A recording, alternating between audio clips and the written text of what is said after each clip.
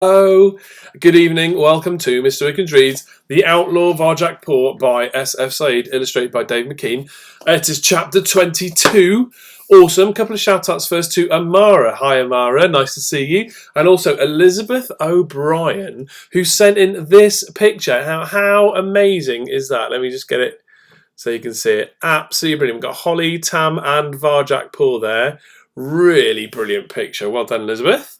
Awesome. Right, chapter 22. In the days and nights that followed, old Buckley brought a trickle of free cats down to the sewers. Many had Sally Bones's mark upon them. They were a pitiful sight, even in the underground half-light. "Don't look at us," one of them said, covering his face. "They took everything what made us cats. Please don't look." "That's not true," protested Jess, leading them to the food and the water. "We are still free cats. They can never take that from us."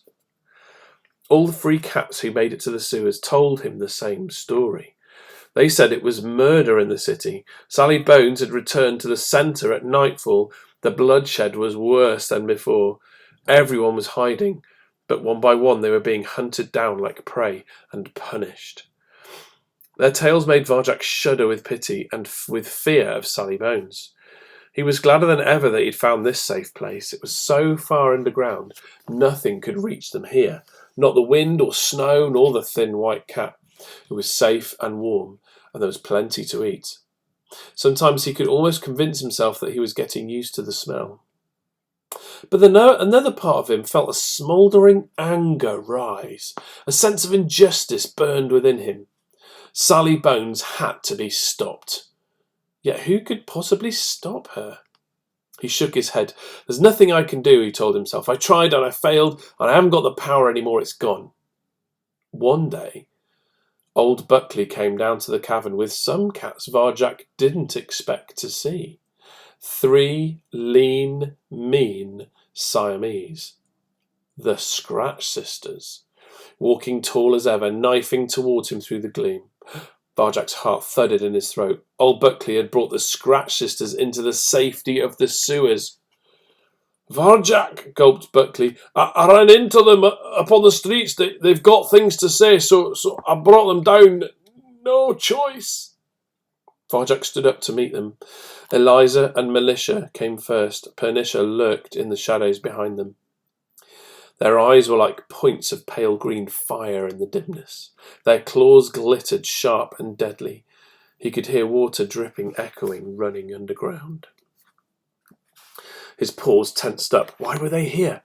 Beside him, Omar and Ozzy bristled. Militia and Pernicia bristled right back.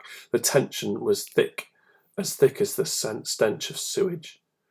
But Eliza greeted him like they were old friends. "Varjak Paw, you've become a famous outlaw since we met." "So what?" said Varjak, keeping his guard up. "Respect the Scratch Sisters when we talk to you," snapped Militia. "Respect," echoed Pernicia, still lurking behind them, out of sight. "Don't tell us what to do," growled Omar. "Omar and Ozzy," said Eliza, "what trouble are you two making now?" "You want trouble?" said Omar. His eyes flared dangerously, and big Ozzy stuck out his barreled chest. "We'll give you trouble. There's nothing stronger than us."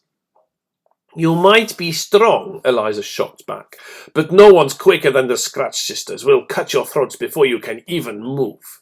She flashed her claws at Omar, and then she laughed and turned back to Varjak.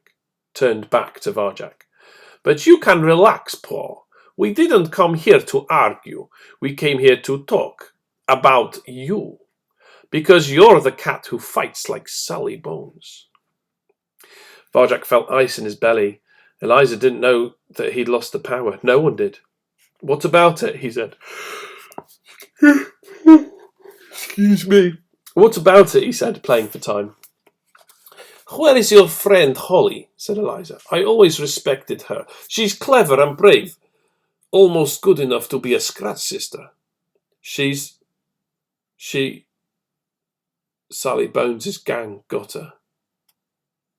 "That's what we heard," said Eliza. "So, what are you doing about it?" "Doing? We're staying alive." You're hiding from the Bones, is what you're doing. They killed your best friend, and you're hiding in the sewers like a rat. Varjak clenched his paws tight. What else can we do? He said. I can't beat Sally Bones. No one can. We heard different, said Militia. We heard you got to her, said Pernicious. We heard you found some weakness in the Bones, said Eliza, and you escaped. Varjak looked up. He could see moisture glistening on the ceiling, dripping down the walls, flowing steadily into the stream of sewage. It's true we escaped, he said at last, but I didn't find any weakness. Eliza's ears flicked forward. No one escapes from Sally Bones. We've been searching for her weakness for years and never found it. What did you do? How did you beat her? I didn't beat her. I tried and failed. That's not good enough, said Eliza. You have to try and try again. You're the first cat who ever found her weakness, and you're throwing it away like a coward. But we're safe down here, said Varjak. Safe? Spat Eliza. No one's safe. Me and my sisters, we came looking for you. We ran into a Bones patrol. We beat them. But see what happened first? Varjak looked closer at the Scratch Sisters. Pernicious was still lurking behind the others in the shadows. Go on, Pernicious, said Eliza, sharpening her claws. I don't want to, muttered Pernicious. I said go on, show him what they did to you. Pernicious Scratch stepped forward, and the fur on Varjak's neck prickled, for he realised why she'd been hiding. She only had one ear. The other had been ripped away. Sally Bones has gone too far, thundered Eliza. No one does this to a Scratch Sister and gets away with it. She has to be stopped. We do it ourselves, but we can't touch her. We're the fastest claws in town, but she is the only one who knows the secret way of fighting. She looked at Varjak, eyes gleaming like fire. But you can do it, Paw. You can beat Sally Bones. You're the only one. Beat her, said Militia. Take her down, said Pernicious. Do it for Holly. The anger in Varjak's heart blazed up. Do it for Holly. For a moment he almost believed he could. They were that convincing. But they were wrong. I'm sorry, he said. I wish I could, but I can't fight her. I'm through with fighting. Tam spoke up.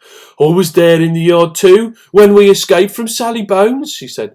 Whatever you did to her, Varjak, it wasn't about fighting. It was about something else. It happened when she was looking into your eyes. That's true, said Jess. And you'd do it again if you saw her. Of course you would. But I don't even know what I did, protested Varjak. Anyway, it's not so easy, said Omar. How would he get close enough to try? You have to go into her place, said Eliza. You have to go right up to that graveyard where she lives. It won't be easy. A cat can't do it alone. So you, Omar, and your brother Ozzy and your friends, you have to help Varjak get there. There aren't enough of us, said Omar. Not for something like that. That's why we're coming with you, said Eliza. We know how dangerous it is. Those who got to go to Sally Bones' territory don't come back. But they ripped my sister's ear off. They disrespected us all. And for that they will pay. We will fight to our last breath because the Scratch Sisters never, ever back down. Omar's eyes narrowed. You'd fight on our side? No tricks? For a chance of vengeance, whispered Pernicious. We would fight beside you all the way. Omar nodded slowly, taking it in. That might be enough. It'll be hard, but we'll do our best, Varjak. We'll get you right up to Sally Bones to give you the chance to face her again. Because what she's doing isn't right, and you might not be sure yourself, but it's the only hope we've got. Yep, said Ozzy stoutly. Count me in. Varjak was torn. They were brave, and so were the Scratch Sisters, but Sally Bones, her ice blue eye burning into his brain to face her again on her own territory. You're mad, cried old Buckley. "There's patrols all along the borders of Sally Bones's territory. You'll never get past them." "We don't have to," said Big Ozzy. "The sewers come out deep inside her territory. We can get past the border without them even knowing." Omar's eyes widened. He flexed his powerful paws. "Let's do it. Let's go now." Varjak turned to Tam and Jess, half hoping they'd put a stop to this and half hoping they wouldn't. Tam coughed. "Oh, Buckley's right," she began. "This is mad. It's stupid. I don't like it. It scares me stiff, but remember when we were hiding in the crate, Varjak? Remember the things Holly said then? Well, if you're going, I guess I'm coming with you. Because it's just the kind of mad, stupid plan Holly would dream up of, and she'd never let you go alone." Everyone stared at Tam. Then Omar laughed, a rich, warm laugh that echoed round the sewers, easing the tension. "So it's true," he said. "You really are fearless, Tam."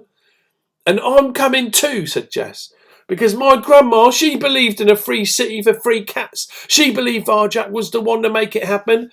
And she died. So we have a chance to do this. You know she did, and Holly did too." That was it. In his mind, Varjak saw again that terrible moment when Holly fell into the void as he screamed her name over and over again. "All right," he said. It was like someone else was talking, someone braver and stronger than him. "I'll do it. I don't know what I'm supposed to do, but get me to Sally Bones again and I swear I will do my best to beat her." And that is the end of chapter 22. Amazing. Right, it is all heating up now. Come on, this is going to be the best ending ever. I will see you tomorrow at 6:30. Sleep well.